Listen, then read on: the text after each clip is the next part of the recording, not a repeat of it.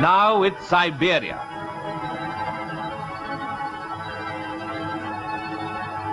Worse for 82 years, more to come. Britain is snowed to a standstill. Babies in peril. It's Britain's most costly winter. It's chaos. The great power scandal.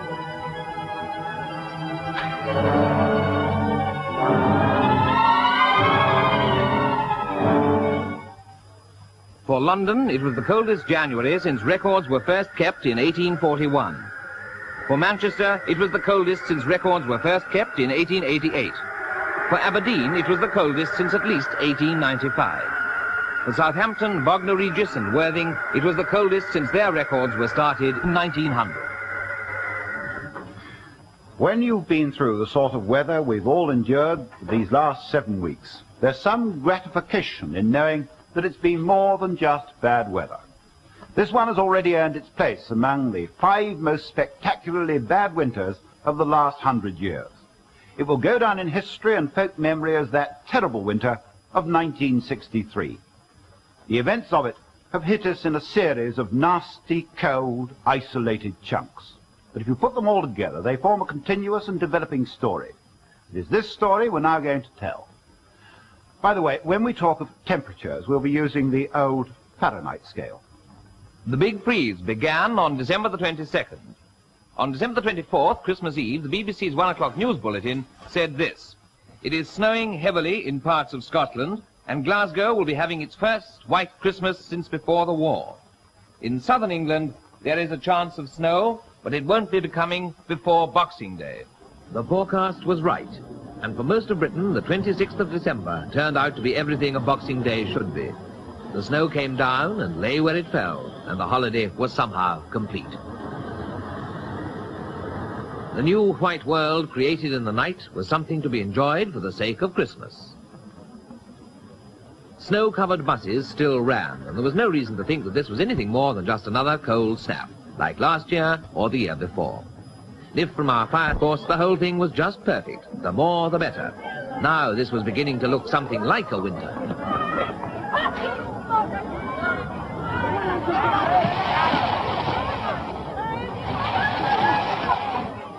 Every sledge and toboggan was out, and those who hadn't even a tea tray made do.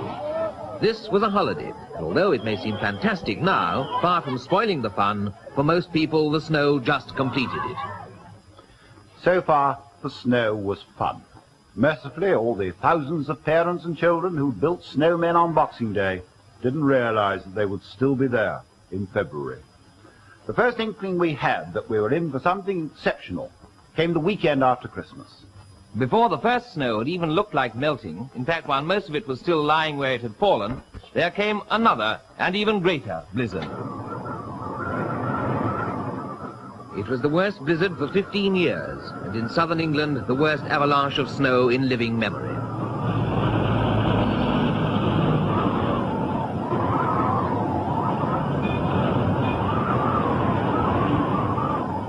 Again, it was the southwest that bore the brunt, but it swept all the south and east of England. There were gusts of nearly 90 miles an hour, and it was bitterly cold.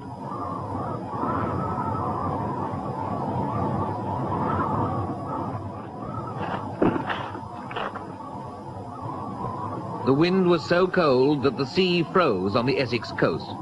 In places, temperatures went down to 19 degrees. It was in this blizzard that 3 people died battling against the snow, and 2 more were suffocated in a snowbound car.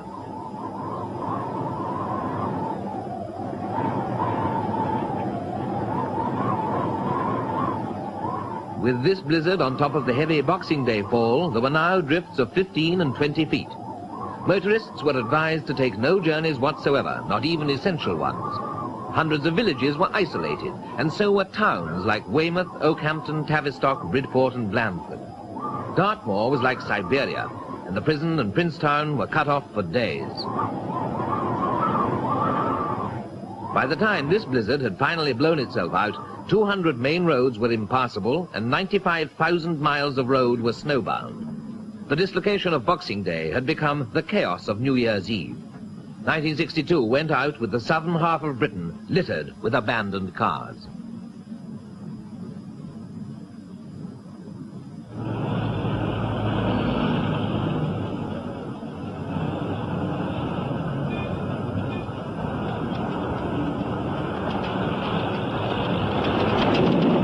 In the last few weeks, most of Britain's motorists have gained a lifetime of experience of driving in snow.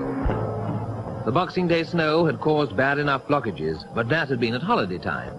Now we were shivering to work again, and a way had to be cleared for essential supplies, lorries to docks and factories and shops, routes for buses and coaches, and so on. But the residential roads, the roads where most of us live, they didn't have that sort of priority. By now, the pedestrian, like the motorist, has had plenty of experience in coping with snow and ice. We've learnt the hard way. To add insult to injury, many dustbins weren't emptied for 3 weeks. We discovered that our dustmen were also the road-clearing party. This was the result. We were even accused of causing a milk bottle crisis by hiding our milk bottles in the snow. Finally, after 5 days battling, milk roundsmen had to take the day off from exhaustion, and 15,000 London housewives went without milk. As we said, the worst area hit by the blizzard was the southwest, where almost all the roads were blocked. In fact, the A39 from Linton to Porlock here was blocked on December the 30th and is still blocked to this day. It was a similar story of abandoned vehicles and snowbound roads in Wales and the Midlands. And of course, the M1 did keep open throughout the road from London up to Birmingham and Coventry and the Midlands, although it was reduced to single-lane traffic on occasions. Now, except for the A681 up here, the Todmorden to Bacup Road, all roads crossing the Pennines closed at some time or another. The Snake Pass, the A57, which goes from Sheffield to Glossop, was blocked then and is still blocked now, and it will be 2 weeks before they make any attempt to clear it because of the great walls of snow. Scotland, of course, was badly hit up here. The A939, for example, which goes from Cockbridge to Timontoul, and the A941 from Dufton to Rhynie, the roads there are blocked and have been blocked for some 50 days so far this winter. And if, like me, you've been motoring down in the southeast of England, it's been almost as bad. During the days of the big blizzard, so few cars reached London from the outlying areas that the parking meters, usually crowded in central London, went begging. It was estimated that only 1 in 10 were in regular use. Road clearing throughout Britain was held up by a shortage of rock salt, or rather by snow hindering the deliveries of rock salt. The first snowfalls quickly used up stocks in the cities and towns. Some 1,100 tons went in Westminster alone in the first few days, and the lorries couldn't get through to replenish them. But it wasn't just our road system that was chaotic. There was serious dislocation on the railways too, as any of you who had to travel by rail that first weekend of the blizzard don't have to be reminded. The 11:20 a.m. newspaper train from Manchester down to Brighton was snowed up for 2 days. Now perhaps you grumbled, like the rest of us in London, at the tubes running up to 50 minutes late because of snow on the exposed part of the line.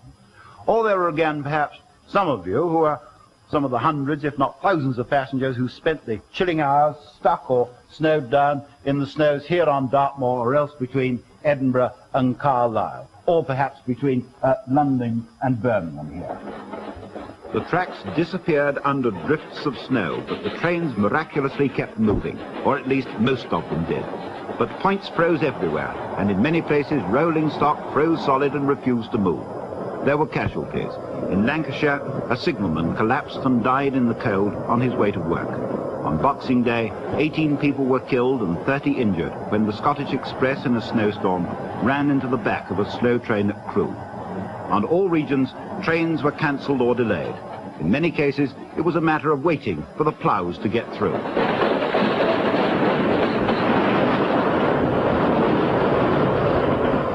On top of Arctic conditions, the demands on the railways got even heavier than usual. In badly hit areas, trains were often the only form of communication. Men worked all day and all night to keep branch lines clear. These lines, already fighting against redundancy, suddenly became vital links. Trains were diverted. Birmingham to London went via Oxford. Expresses were cancelled and schedules thrown out of the window. Up in Scotland, the main line between Edinburgh and Carlisle was blocked by an avalanche a quarter of a mile long.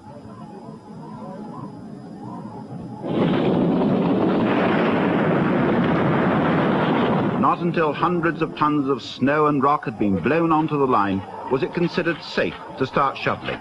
And then it took 24 hours to get through. One goods train on Dartmoor got completely buried. 2 other engines went out to its rescue with snowplows, but a blizzard was blowing. The drifts were 20 foot high, and they got buried too. After which, the whole lot froze solid, and it took 80 men over a week to dig them out and get them running again. Luckily, this wasn't the main line. If things were bad on the railway, they were equally chaotic at airports. Planes were frozen in. At London, one runway was kept going, and flights were cancelled by the dozen. BEA lost £250,000 from cancellations. The paralysis of our roads, railways and airports was sudden and dramatic, and the nation's resources of snowplows, shovels, rock salt, dynamite and muscle were quickly turned to getting the long-distance lorries and the mainline trains moving again.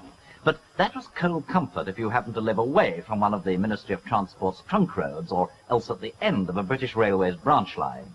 For our villages and hamlets and farms, the big blizzard was the beginning of a monstrously memorable winter, of a tragic winter.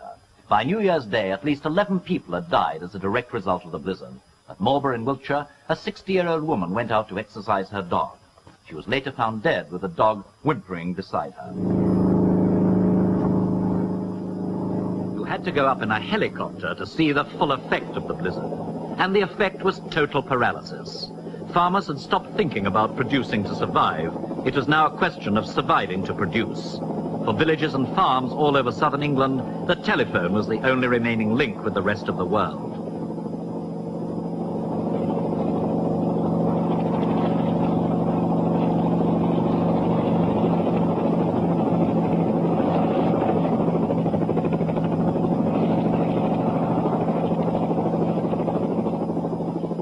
Britain was no longer one island surrounded by water. It was hundreds of islands surrounded by snow. Many places were running short of food. A Wiltshire orphanage with 30 children under 5 years old was cut off for 3 days and desperate for fresh milk. And trapped in the deep snow were some people needing medical supplies and help, and expectant mothers with babies due. It's no wonder the helicopters had the busiest week in their history.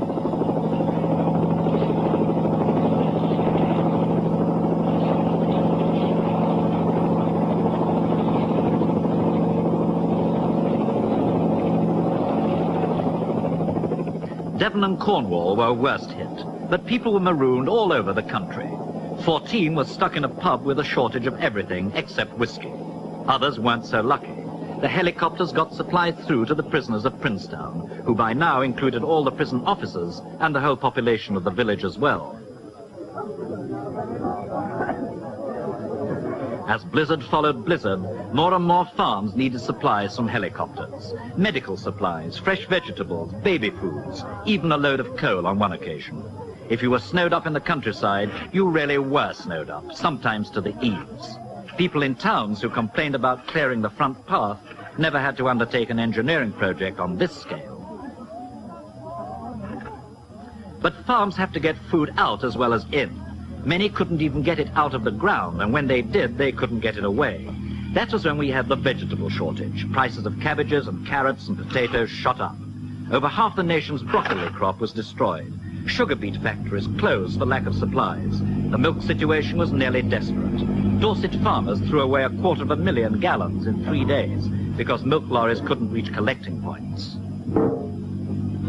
And of course, there were the animals. 6,000 of them on Dartmoor went without any food for 4 days. Again, only helicopters could help.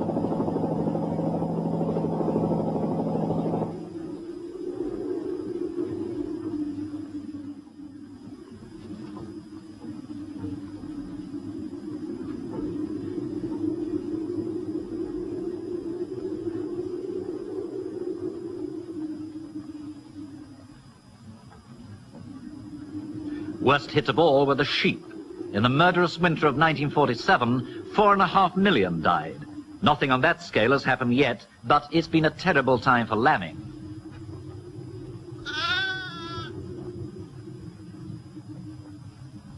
The full effects of the weather on sheep can't be measured yet because many ewes who haven't yet lambed may have been critically weakened.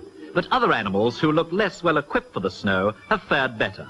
All the deer in Richmond Park have come through, but they've had to have 3 times the normal amount of supplementary feed, and still they're getting thinner.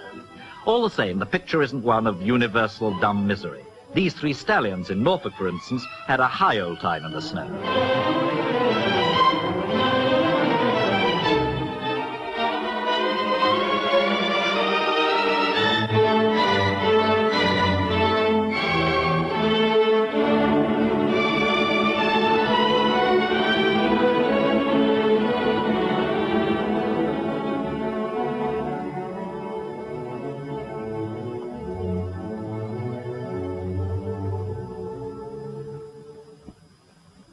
Chaos on the roads and railways, chaos on our farms and villages, but also chaos for British sport.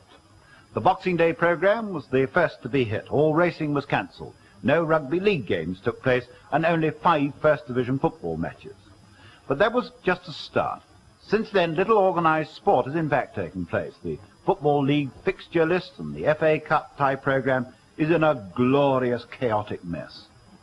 The latest count of matches postponed or cancelled is approaching the 500 mark, and the season's already been extended once, and it looks like being extended again and again. Over 1,000 rugby games have been put off, and not a single race meeting has taken place since the snow started. And at a couple of greyhound meetings, even the electric hare froze. For ordinary winter events, conditions were as bad as they could be.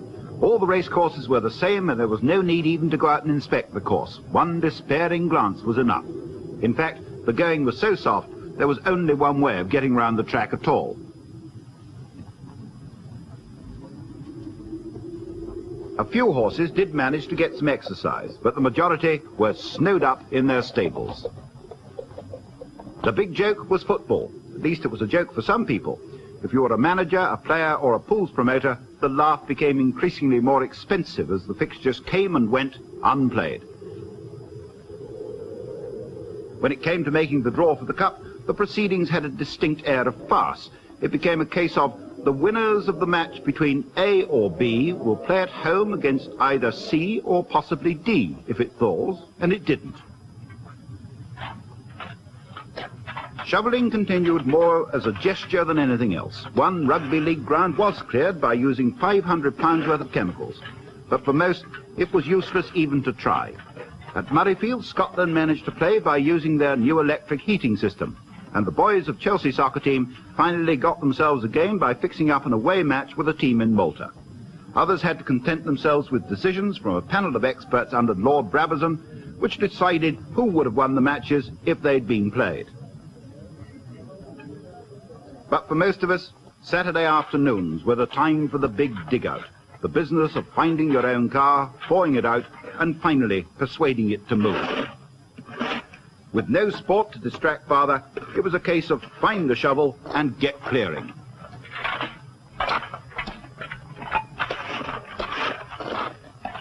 And when the steps on the pavement and the front path and the backyard were all clear, there was still the roof. All over Britain, the streets rang to the sound of shovels. And inevitably, the big snows of 1963 were compared with the big snows of 1947. But now, people were making comparisons of a different kind, comparisons of adversity, comparisons with the Blitz. Mr. John Pedder, the postmaster at snowbound Lynmouth in Devon, said this: "There's a real touch of wartime spirit, a tremendous community feeling. People who've been enemies for years are chatting with each other again." A single week was bringing more stories of grim endurance and courageous rescue than ordinarily in a whole year. On Dartmoor, a party of soldiers had a very narrow escape from freezing to death. 6 young recruits with only 3 months' army experience had been sent out on a map-reading exercise. It very soon turned into a survival test.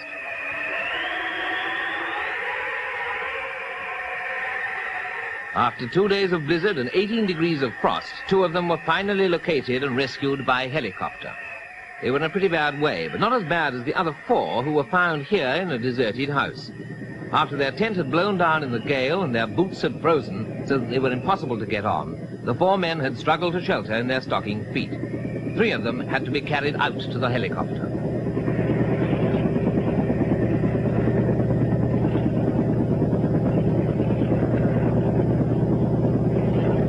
All of them were frozen stiff and had severe frostbite. It had been quite a lesson, but not in map reading.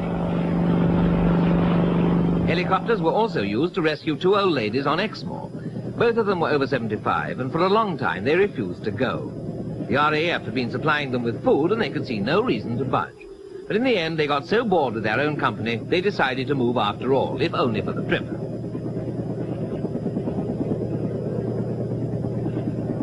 In Monmouthshire, there was another urgent job for helicopters. Here, it was to pick up electricians and carry them and all their gear out to one of the most desolate spots in the country.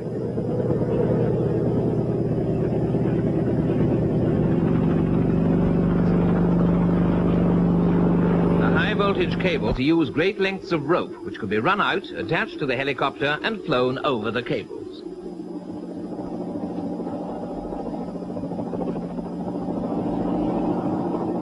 The rope looped over to the cables, the men set out to walk, pulling the loop and knocking the ice off as they went. It was a long and bitterly cold operation, but it cleared the wire and kept the steelworks going.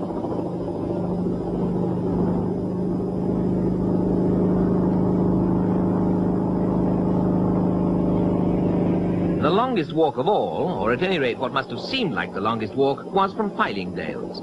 This was the scene of the great airlift, but before the helicopters arrived, 100 stranded civilians took to the moors and walked back to civilization.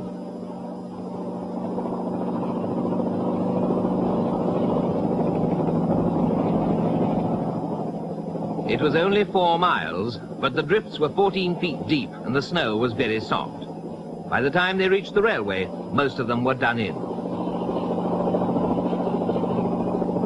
Luckily, the line was still open, and they reached home by train. With racing cancelled, the betting shops were as deserted as the courses, but not in Doncaster. Here, a bookie had the brilliant idea of running his own races on the premises. The mice did show a tendency to fall off the course, but the money changed hands, which, after all, is the only part that matters. By about the end of the first week in January, the story began to change. Up till then, it had been the story of snow. Now it turned into the story of ice. We'd already had blizzards on an almost unheard of scale. Now the unrelenting frost. Nothing thawed, nothing melted, and the frost went deeper and deeper into the earth. The roads and railways had had their turn. Now it was the waterways. Ice 2 feet thick on the River Yare stopped shipping between Norwich and Great Yarmouth. The car ferry service to Fishbourne in the Isle of Wight was stopped because of dangerous pack ice. At Torquay, the sea froze as it crashed over the promenade.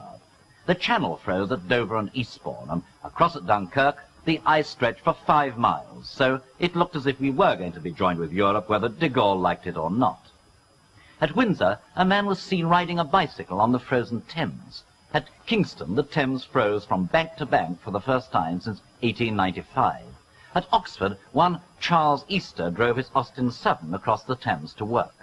The first car river rally ever was held on the Thames at Bablock Hythe.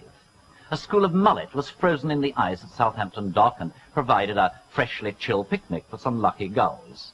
But it was surely those 2 commuters skating to work in Leicestershire that provided the picture of the big freeze.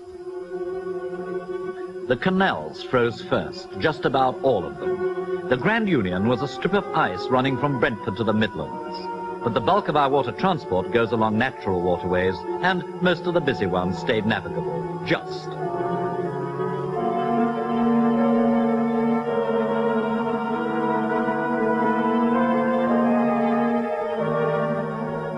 But many rivers froze up along the edges of the navigable channel. On some, the ice was 2 feet thick, and an iceberg 10 feet high was sighted at Greenwich. It grew so cold that diesel oil froze solid and beer and lemonade bottles burst.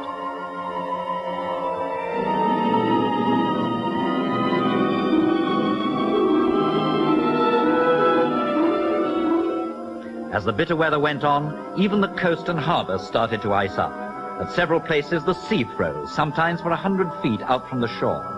There was pack ice in most ports. On the Humber, it forced a lightship adrift, and there were sheets of ice in the docks at Chatham, Liverpool, Bristol, and Southampton. It was like a polar landscape.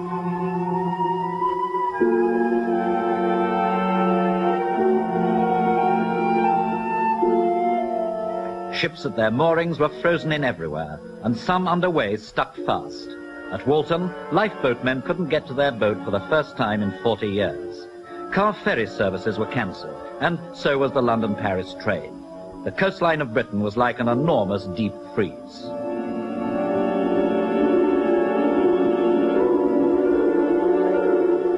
It was about then that we learnt that the Soviet Antarctic base in Queen Maud Land had reported temperatures of 39 degrees, 13 degrees warmer than London. For the first time in living memory, the Medway froze right across from Chatham to Rochester, with ice 2 feet thick. The Navy had to use an icebreaker to keep Chatham Dockyard free. Of course, not everyone found the ice a menace. What you lost on the football pitch, you gained on the ice rink. Suddenly, Britain had become a winter sports resort. For most of us, the sport was improvised and unofficial. But in Lincolnshire, the freeze made the Professional Ice Race Championship of Great Britain possible for the first time since 1959.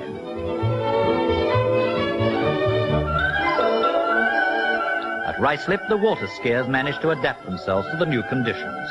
With a car instead of a motorboat to do the towing, a new sport was born. A pointless one, but new.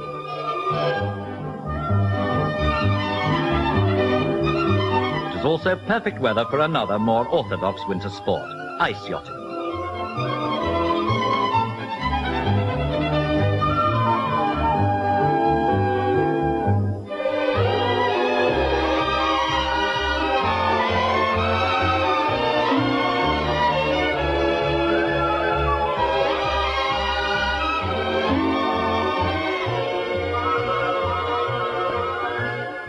If you hadn't got an ice yacht of your own, you could always adapt a sailing dinghy.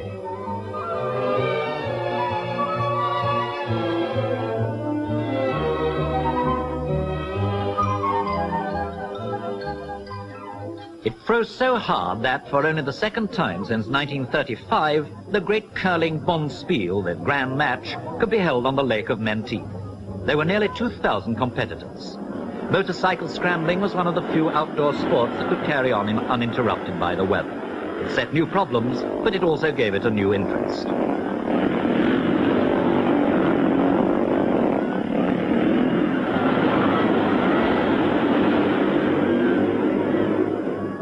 As the cold got deeper still, the landscape of Britain took on a totally new appearance.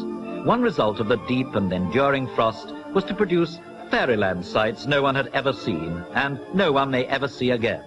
This waterfall on Exmoor hasn't looked like this in living memory.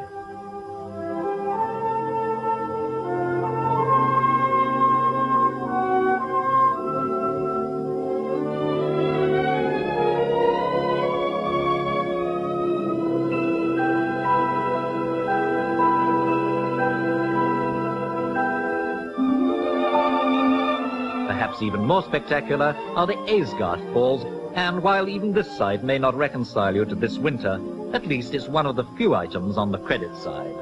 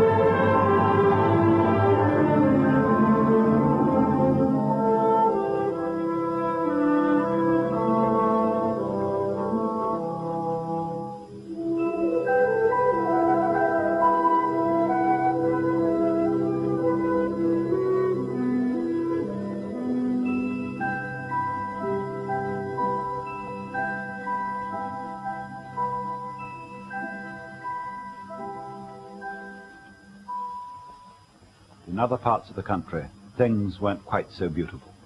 chaos turned into crisis. It soon became clear that we simply couldn't cope with the cold spell of this severity and duration. Salt, water, gas, electricity, paraffin, milk, milk bottles, vegetables, coal, candles, disposable nappies, all of these were difficult or impossible to get at some time or other. And the water crisis is by no means over yet. In London alone, the Metropolitan Water Board have had well over 3,000 burst mains reported since the cold weather started. In Birmingham, hundreds of underground service pipes froze solid, and in the Manchester area, the number of bursts of all kinds approached the 200,000 mark. In many parts of the country, water rationing was the order of the day, and the emergency water tanker became a familiar sight. But for thousands of people, this was the only supply of water there was, apart from melted snow. In other places, tanks were set up in the street. But even they froze up, and you needed hot water to thaw out the tap before you could get cold water to make hot water with.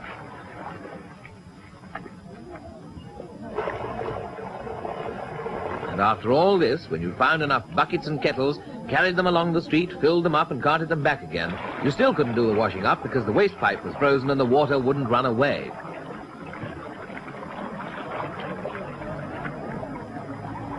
And the only ones who didn't mind were the children. School lavatories froze, and that was the end of school. In parts of South Wales, even the 11 plus was put off. 120 schools in Hampshire never opened at all after the holidays, and in London, over 20,000 children stayed at home. Down every street, in every town, the same plea was heard. Please send the plumber. But the worst failure was in electricity. The grid simply couldn't deliver the power fast enough. We got used to power cuts, at least in the London area, during the power workers' go-slow early in January. But once that unofficial dispute had been settled, we assumed, wrongly as it turned out, that there was going to be enough electricity to go round everywhere. It soon became apparent that someone had underestimated our electricity requirements even for a normal winter, and the buck of blame was passed pretty smartly around, almost as quickly as the electricity was going through the grid itself during those frenetic days. The Electricity Board admitted that they'd had to make massive disconnections in the southeast, and practically no one in the country had full power right through the crisis. The electricity people's advertising slogan, "Plug in electric living, that's all you have to do," had by now a pretty hollow ring. In Piccadilly, the lights went out for the first time since 1949. Hospitals were cut off without warning. Canterbury Cathedral blacked out in the middle of a service. Shops and offices kept going by candlelight. As the load increased, the supply dropped. And then came the worst. Electricity cables from Britain's largest power stations were short-circuited by freezing fog. Men worked non-stop for 72 hours to clear the ice and get the supply going again. And of course, when electrical power was cut, everyone turned to gas. Many people, in fact, kept their ovens on and open for heating. Faithful, constant gas. You can rely on gas, the ad said. But alas, we couldn't rely on gas. Gas couldn't cope either. The demand for gas rose everywhere, and where they could deliver, they couldn't keep up with the demand. If you wanted coal for the fire, you had to go and fetch it for yourself.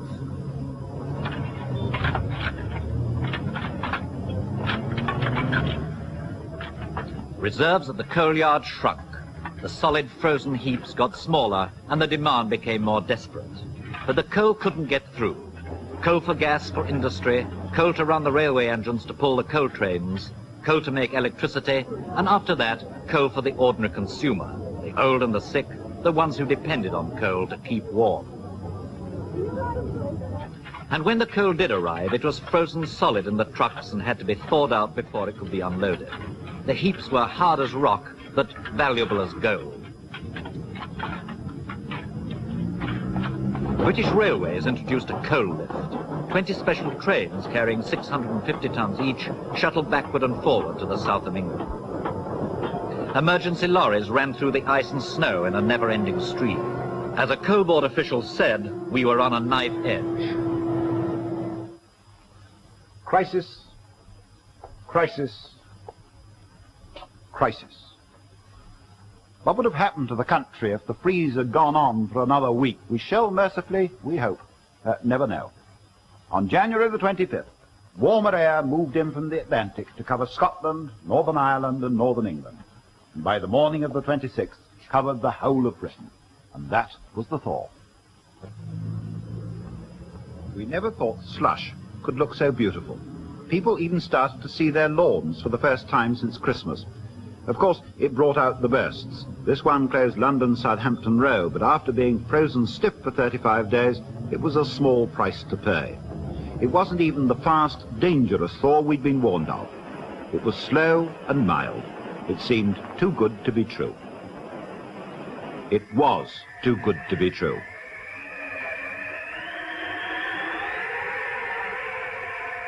Three days after the thaw, the freeze was back with a vengeance. The blizzards followed. Again, the West Country took the first onslaught, but Wales caught a packet as well.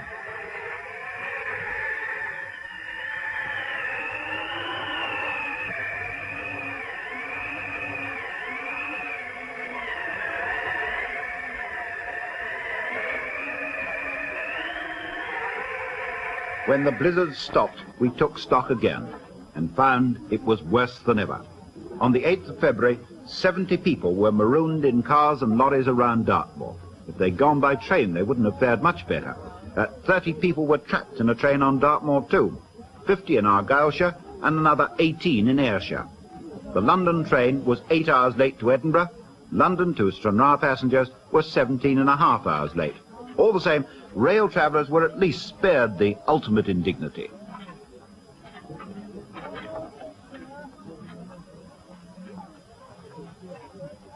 All over Britain, motorists and highway authorities started digging out yet again. This time, it was worse than ever before. Again, 200 main roads were blocked. And now, not 90,000, but 130,000 miles of highway were obstructed by snow, most of them paralysed. Scotland and Cornwall were completely cut off. Again, there were large-scale rescue operations. The chief one was the relief of Whiddon Down. This party of Royal Marines from Lympstone were digging their way to the village where 100 motorists and lorry drivers who'd abandoned their vehicles had taken shelter from the blizzard. When it was over, 5 feet of snow had fallen, and it was known they were desperately short of food and blankets and that the power had failed. Whiddon Down wasn't equipped to take on 100 cold and hungry visitors. The Marines couldn't get through on the first day, and nor could the snowplows. It was learnt that most of the castaways were spending the night in the village schoolroom. Next day, the snowplows were at it again. By the time the clearance squads got through, 100 drivers had had a night to remember. It was the night when the southwest broke another weather record. Snow on the ground for 45 consecutive days. But by now, the hard-hit southwesterners were being warned of another new danger, a quick thaw with high winds and floods. The floods came.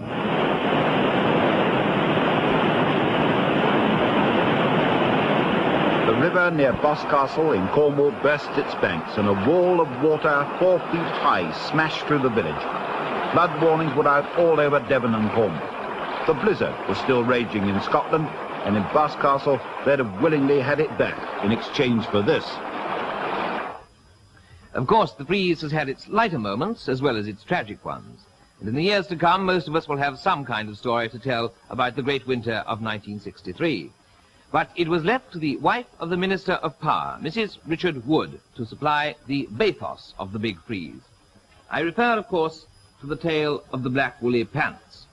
While her husband was bothering himself with power cuts, gas rationing and coal shortages, Mrs. Wood was quoted as saying that English people don't wear enough clothes, and she allowed herself to be photographed in black fishnet tights and black woolly pants with a little bit of white trimming at the knee. The big freeze has happened. It takes its place in our history, but how did it happen?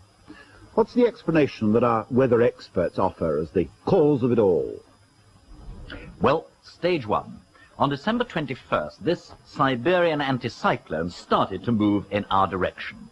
But the westerly Atlantic winds, which usually keep it at bay, suddenly weakened, and the Siberian anticyclone moved right across to us.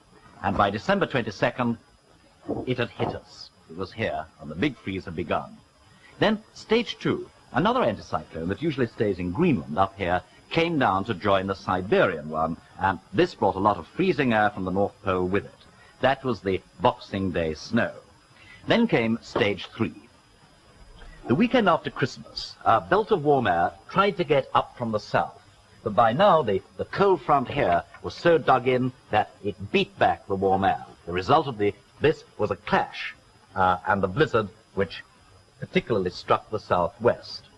Then came stage 4. On January the 4th, the warm air tried once again to get up to us. It got a bit further this time, but the cold air stayed dug in, and the warm air went over the top of the cold, so that you've got this curious layer thing, and the freezing rain was the warm front raining through the cold underneath it. On January the 14th and 15th, it came stage 5.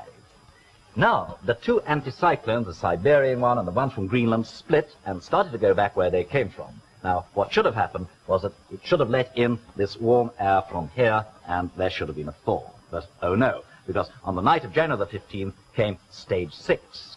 The warm air changed its mind. It didn't come down to us at all. It veered right away from us and went down here towards the Bay of Biscay and the Atlantic. And the Siberian anticyclone, finding everything clear again, moved into the attack once more, and the blizzard began all over again. The air got colder and colder, and the really deep freeze was on. Anyway, that's how it happened, but why did it happen? Now, some American weathermen have come forward with a fascinating theory. If you remember, what started the whole thing off was those westerly winds. They should have kept out the Siberian anticyclone, but they didn't. Why didn't they? Well, the Americans say that the reason is to be found here, in the Pacific, of all places, near Hawaii. There's a patch of Pacific Ocean, hundreds and thousands of square miles, that suddenly last summer got unusually warm and has stayed like that during the autumn and winter. As a result, so much moisture has been sent up into the atmosphere here that it switched all the upper air currents and exaggerated their north-south swings, so that the cold air's been sent up, first up the north and then plunging down right down here to the south. In fact, the Gulf of Mexico has had an unusually bad winter, then swung up again and then down, descending on Europe. So they say we can blame the freeze-up on the Hawaiians. And what does the big freeze cost? First, in human life. The latest unofficial estimates for this country put the death toll at 120, directly attributable to the very cold spell. The severe weather filled the nation's hospitals, and in the London area, the emergency bed service's red warning was in operation. Hospitals refused routine admissions so as to cope with emergencies. Babies and old people were particularly hit by the intense cold, but on the other hand, the rest of us have evidently had fewer common colds and flu this winter. Insurance claims for snow and ice damage are expected to top £15 million. The road clearance bill is expected to come to over £20 million. It's £3 million at the most on average. And millions more will have to be spent in repairing the roads and motorways cracked by the freeze. Building and construction work has, of course, been at a standstill. In all, the interim estimate of the physical costs of the nation is said to be 150 to 200 million pounds, and many believe this to be an underestimate. But what the big freeze has shown is that the country is simply not geared to meet an abnormally savage winter. Techniques of snow clearance don't seem to have advanced much since the Ark, let alone since 1947, the last major freeze-up. Many authorities still don't stockpile much rock salt, although a process has been developed for storing it in the open without it caking. Again, most county and borough surveyors are still saying that the expense of mechanized snow clearance isn't justified, although the cost of the most sophisticated piece of equipment is tiny compared with the millions this winter has already cost us. A big snow plough and blower, for instance, costs £7,000. And now that the power cuts are, we hope, behind us, are we going to forget about that gap in our electricity supply? When pushed to it, at the height of the power crisis, the electricity people said it would need £90 million, the price, incidentally, of 2 Polaris submarines, to close the gap and give us a small margin of safety. Spreading this capital cost over 25 years, which is the normal accountancy procedure, it shouldn't add more than 7p halfpenny in the pound on every electricity bill, just the price of 4 candles. And what good has come out of the big freeze? So far at least one piece of parliamentary legislation is in the offing, and that is a long-last compulsory freeze-free domestic water system, interior plumbing, lagging and so on. But only for new homes. It won't affect the 14 million old houses. Apart from that, we can only hope that the public and local authorities who are caught with their pants down will pull their socks up, if you see what we mean. For the rest of us, it's probably cured us of dreaming of a white Christmas for the next 10 years or so. And for the history book, there's one more spectacularly cold winter to set beside the famous ones, like AD 764, 1684, 1740, 1881, 1940, and 1947. During the day, it's been snowing in most of southern England and Wales, and we're told it's freezing too. But at least we've been through the big freeze of 1963. Part 1